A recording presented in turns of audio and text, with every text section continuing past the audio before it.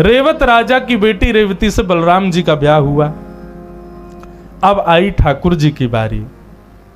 तो राजा सीत भीष्म को नाम विदर्भाधिपतिर्महान तस्य पंचा भवन पुत्रा कन्यैका च वरानना। एक भीष्मक राजा हैं, उनके 5 पुत्र हैं, एक पुत्री है, उसका नाम है रुक्मणी। ये रुक्मणी जी भीष्मक राजा को एक वन में प्राप्त हुई। बंधुओं, सीता जी भी जनक जी को वन में प्राप्त हुई। यह भी क्यों? क्योंकि लक्ष्मी भूमि से प्रकट होती हैं, भूमि जा। रुक्मणी जी के 5 बड़े भैया हैं। रुक्मणी जी बचपन से सत्संग कथा सुनती हैं और कृष्ण को अपना पति मानती हैं। एक दिन रुक्मणी जी ने अपने भाई रुक्मी से जाके कहा कि हमारा विवाह द्वारिकाधीश से करा दो। रुक्मी बोला, अरे उसके कुल का पता नहीं है, उसके खानदान का पता नहीं है, यही कंफर्म नहीं है कि उसके पिता कौन है। कोई कहता वसुदेव जी हैं, कोई कहता है नंद बाबा। उसके माता पिता का पता नहीं, कुल गोत्र का पता नहीं। राजाओं के डर के मारे बीच समुद्र में जाकर के नगरी बसा के रहता है। ऐसे से अपनी बहन का ब्याह कराऊंगा मैं? बिल्कुल नहीं। रुक्मणी जी क्या कहें, भाभी से जाके कहा, बोले आप समझाओ ना भैया को। भाभी ने कहा, तो एक बात बताओ, तुम द्वारिकाधीश से ब्याह करना चाहती हो, एक पक्षीय बात है, वो करना चाहते हैं कि नहीं, तुमको पता चला? बोले नहीं, ये तो नहीं पता मुझे।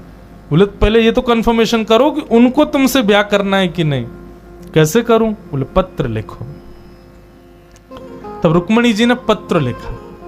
आज भी द्वारिका में रोज बंधुओं, द्वारिका के लोकल लोग रात्रि में द्वारिकाधीश को शयन कराते हैं तो रुक्मणी जी का पत्र सुनाते हैं। रुक्मणी जी ने 7 श्लोकों में पत्र लिखा। मानो प्रत्येक श्लोक में रुक्मणी जी ने एक फेरा ले लिया ठाकुर जी से। श्रुत्वा गुणान भुवन सुंदर शृण्वतां ते निर्विश्य कर्ण विवरै हरतुंगतापम रूपम दृशाम दृशिमताम अखिलार्थ लाभम त्वय्यच्युता विशति चित्रत पत्रपम में। यदि कोई नव विवाहिता या फिर जिसका विवाह ना हुआ हो या कोई भी माताएं रुक्मणी जी के पत्र को नित्य गान करे तो उनके पति में द्वारिकाधीश जैसे लक्षण आने प्रारंभ हो जाते हैं, द्वारिकाधीश जैसे गुण आ जाते हैं। इसलिए रुक्मणी जी का पत्र, वैसे तो शास्त्र आज्ञा है कि नव विवाह जिनका होने वाला है उनको नित्य पाठ करना चाहिए। द्वारिकाधीश जैसे थोड़े थोड़े गुण आ जाएंगे होने वाले पति में। रुक्मणी जी ने पत्र लिखा और एक ब्राह्मण को बुलाया। ब्राह्मण को बुला के कहा, लो द्वारिकाधीश को दे दो जितना जल्दी हो सके। यहां शिशुपाल ने रुक्मणी जी का विवाह पक्का कर दिया। रुक्मी ने शिशुपाल से रुक्मणी जी का विवाह पक्का कर दिया। रुक्मणी जी ने पत्र भिजवाया। ब्राह्मण लेकर के पत्र पहुंचा। बहुत दूर है कौंडनपुर। कौंडनपुर कहां है? अमरावती, महाराष्ट्र। वहां से द्वारिका कितना दूर है? ब्राह्मण बेचारा 2 दिन में पहुंचा। जाकर के पत्र भगवान को दिया। भगवान अकेले बैठे थे। सुबह सुबह ब्रह्म मुहूर्त का समय हो रहा था। ठाकुर जी बोले, कहां से लाए हो? बोले भीष्मक राजा की बेटी रुक्मणी जी ने भेजा है। भगवान बोले, अच्छा पढ़ के सुनाओ। बोले, आपका निज पत्र में क्यों पढ़ूं? ठाकुर जी बोले, हमारी कोई भी बात निजी नहीं है। कलयुग में हमारी सारी निज कथाएं व्यास लोक वक्ता बन के कथा में सुनाया करेंगे। हमारा कुछ भी प्राइवेट नहीं है। सुनाओ क्या लिखा है। जैसे ही ब्राह्मण ने पढ़ा, श्रुत्वा गुणान भुवन सुंदर शृण्वतां ते निर्विश्य कर्ण विवरै हरतौंग तापम। प्रथम श्लोक सुना था बस ठाकुर जी ने। बोले बस। उठ गए ठाकुर जी। ब्राह्मण बोला, पूरा तो सुन लीजिए। बोले नहीं, क्या करना है फिर? मैं जाके उनको क्या कह दूं? आपकी तरफ से मना है? नहीं नहीं, मना नहीं, हम रथ ला रहे हैं, बैठो हमारे संग चलते हैं, ब्याह करके लाएंगे। भगवान ब्राह्मण देवता बोला, इतनी जल्दी राजी हो गए? पूछ तो लीजिए, रूप कैसा है, नाक कैसी है, आंख कैसी है, गुण कैसे हैं? ठाकुर जी बोले, आपने जो पत्र पढ़ा ना, उस पत्र का पहला शब्द ही बता रहा है कि रुक्मणी कैसी है। क्या लिखा है? बोले श्रुत्वा गुणान भुवन सुंदर शृण्वतां ते। मतलब रुक्मणी ने मुझे कभी देखा नहीं है, इसका मतलब वो रूप पर आसक्त नहीं है। मुझे कभी मिली नहीं है, इसका मतलब मेरे वैभव पर आसक्त नहीं है। उसने सदा संतों से मेरी कथा सुनी है और निश्चित है कथा के प्रति उसकी रति है, तो सारे गुण जो एक पत्नी में होने चाहिए सब हैं उसके अंदर। इसलिए मुझे आगे और कोई गुण नहीं चाहिए। मतलब यहां पर एक भाव यह प्रस्तुत होता है कि भक्त के अंदर क्या गुण है क्या नहीं है, इससे ठाकुर जी को कोई अभिप्राय नहीं। उसको कथा में रुचि है, इससे ठाकुर जी प्रसन्न है। ठाकुर जी बोले कथा में रुचि रखती है तो निश्चित है कि जितने गुण एक पत्नी में होने चाहिए सब हैं उसके अंदर, क्योंकि कथा में सब सीख जाता है व्यक्ति। चलो, और ब्राह्मण को रथ पर बिठा करके भगवान सीधे कौंडन्यपुर पहुंचे। ब्राह्मण को आने में लगे थे 2 दिन, लेकिन वापस पहुंचने में लगे चंद मिनट। भगवान ने तो हवा की तरह रथ दौड़ाया अपना। यहां रुक्मणी जी देवी पूजा के लिए जा रही हैं। जय जय गिरिवर राज किशोर, जय महेश मुख चंद्र चकोरी। रुक्मणी जी जा रही थी, तभी रुक्मणी जी ने देखा वो ब्राह्मण खड़ा हुआ है सामने। रुक्मणी जी बोली, तुम अभी तक गए क्यों नहीं? 2 दिन हो गए। ब्राह्मण मुस्कुरा के बोला, हम गए और द्वारिकाधीश को संग ले भी आए। रुक्मणी जी बोली, बोले मतलब? अरे ठाकुर जी ने तो आपका पत्र का पहला श्लोक सुना, उसी से इतने रीझ गए। मैंने कहा भाई पूछ तो लो, देखने सुनने में कैसी है। बोले हमें कुछ नहीं सुनना, हमको तो इससे ही ब्याह करना। आ गए। रुक्मणी जी तो वहीं नाचने लगी। हाँ, कहाँ है द्वारिकाधीश? बोले मंदिर के पीछे खड़े हैं, दुल्हा बन रहे हैं, श्रृंगार करा रहे हैं अपना। ब्रह्मा जी आए हैं श्रृंगार करने। सबसे बढ़िया मेकअप आर्टिस्ट पूरी दुनिया को जिसने बनाया ब्रह्मा।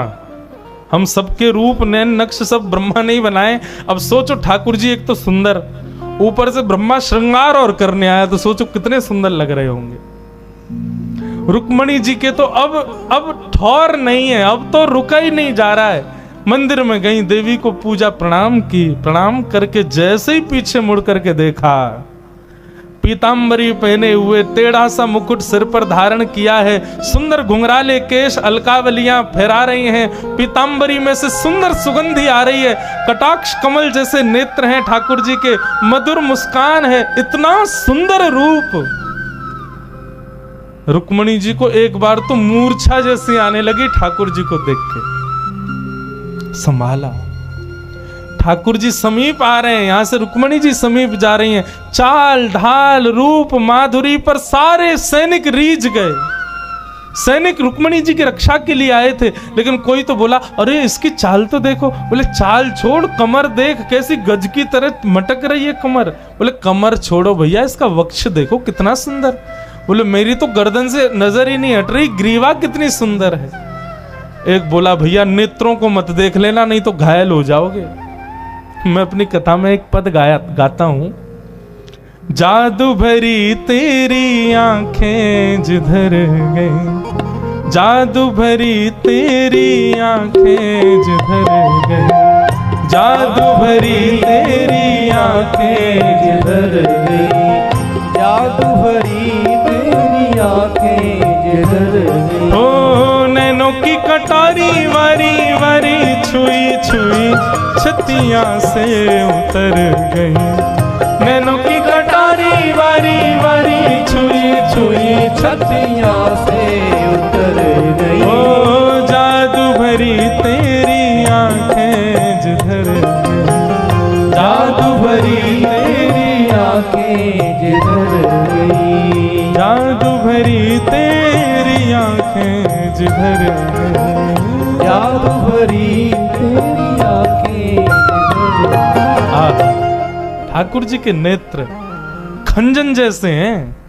एक बार देख ले तो महाराज यूं ही बैठे रह जाओगे, ऐसा लगेगा किसी ने चक्कू मार दिया हृदय में, इतनी पीड़ा दे जाते हैं। सैनिक सब मोहित हो गए ठाकुर जी के रूप पर। ठाकुर जी गए, रुक्मणी जी को दोनों भुजाओं से उठाया, लेकर के रथ में बिठाया, चाबुक मारी और सीधे द्वारिका को। सैनिक सब देखते ही रह गए। एक सैनिक बोला भैया बहुत सुंदर था, एक बोले अरे रुक्मणी जी कहाँ हैं? सब जगह खोजा, रुक्मणी जी नहीं मिली। तब एक सैनिक बोला मैं बताऊं कहाँ है?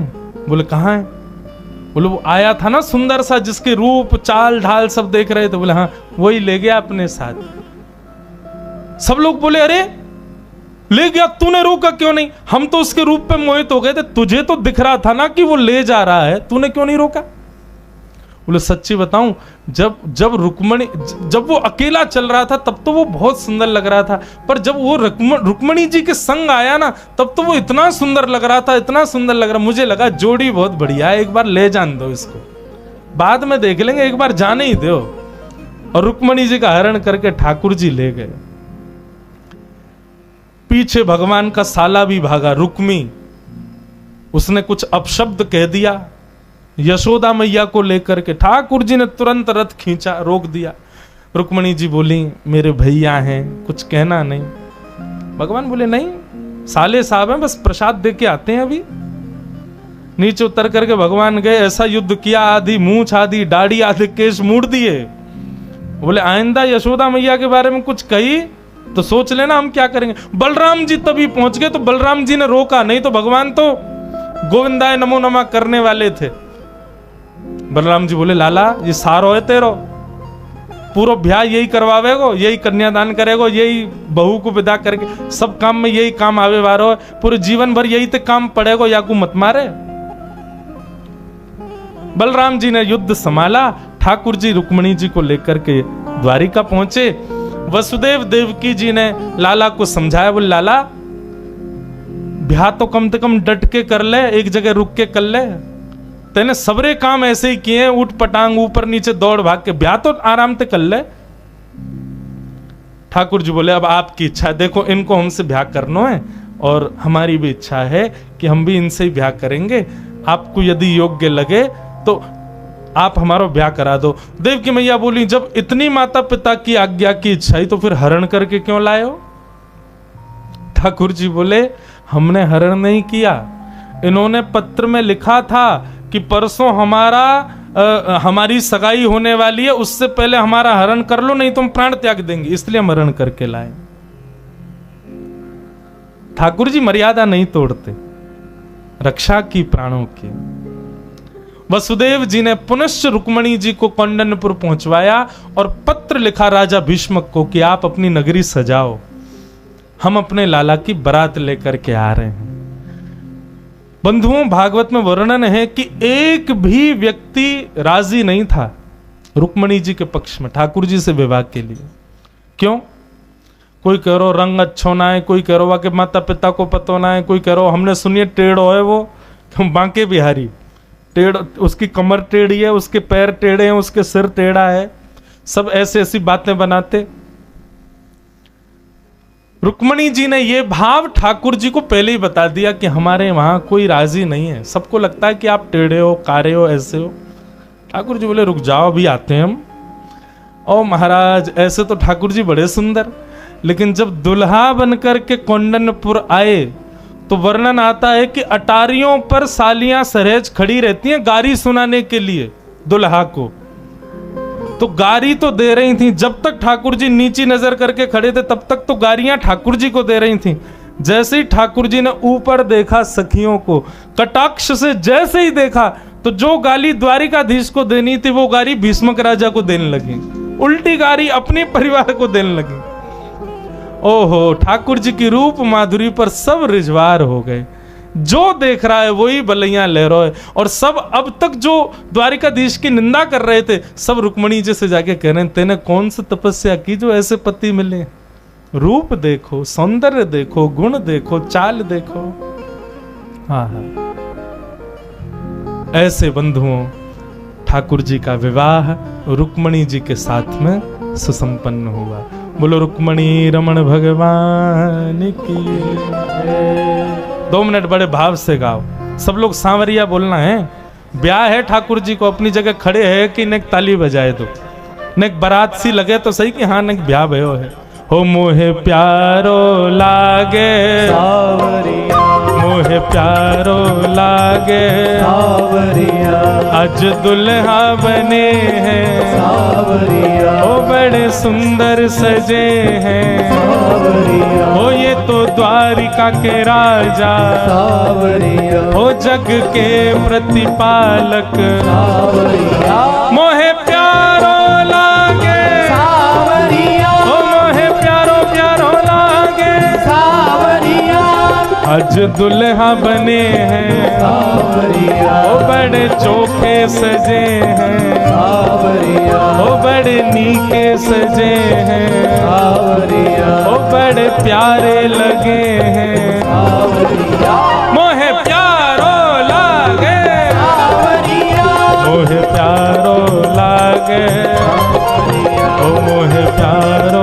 लागे सावरिया, ओ मोहे प्यारो प्यारो लागे सावरिया, तेरा किसने किया श्रृंगार सांवरे तेरा किसने किया श्रृंगार सांवरे, तेरा किसने किया श्रृंगार सांवरे तेरा किसने किया श्रृंगार सांवरे, ए लगे दुल्हा सा दिलदार सांवरे लगे दुल्हा सा दिलदार सांवरे, लगे दुल्हा सा दिलदार सांवरे लगे दुल्हा सा दिलदार सांवरे, तेरा किसने किया श्रृंगार सांवरे तेरा किसने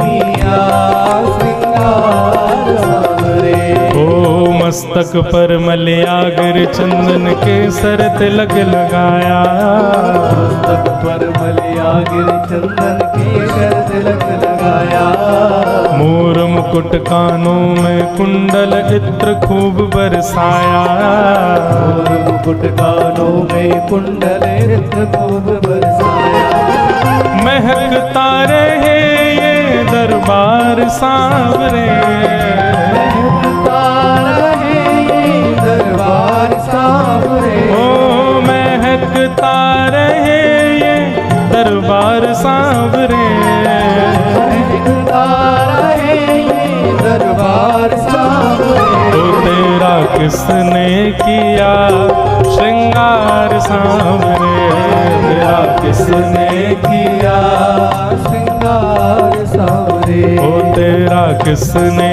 किया श्रृंगार सांवरे तेरा किसने किया द्वारिकाधीश की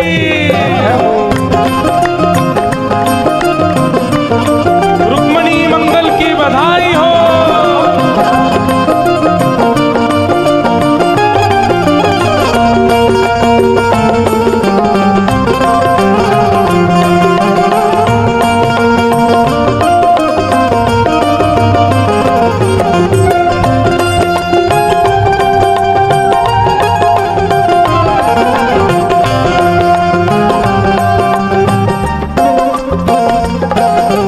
बोल कन्हैया बोल तुम्हें मैं कौन सा भजन सुनाऊं बोल कन्हैया बोल तुझे मैं कौन सा भजन सुनाऊं, ऐसा कोई राग बता दे तू नाचे मैं गाऊं ऐसा कोई राग बता दे तू नाचे मेरा, नचाता रहूं मैं हर बार सांवरे चाहता रहूं मैं हर बार सांवरे, ओ नचाता रहूं मैं हर बार सांवरे चाहता रहूं मैं हर बार सांवरे, ओ तेरा किसने किया श्रृंगार सांवरे तेरा किसने किया श्रृंगार सांवरे, ओ तेरा किसने किया श्रृंगार सांवरे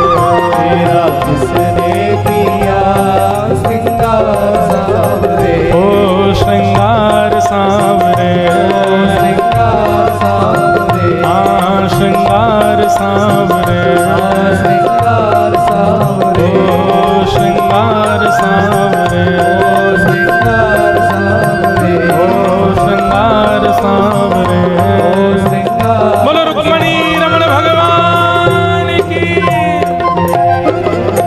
जोर से बोलो बधाई हो। बधाई हो, इतनी रूखी बधाई नहीं, जोर की बधाई। बधाई हो, बधाई हो, बधाई हो। बधाई हो, रुक्मणी मंगल की आप सभी गुजरात वासिन को बधाई हो। बधाई हो।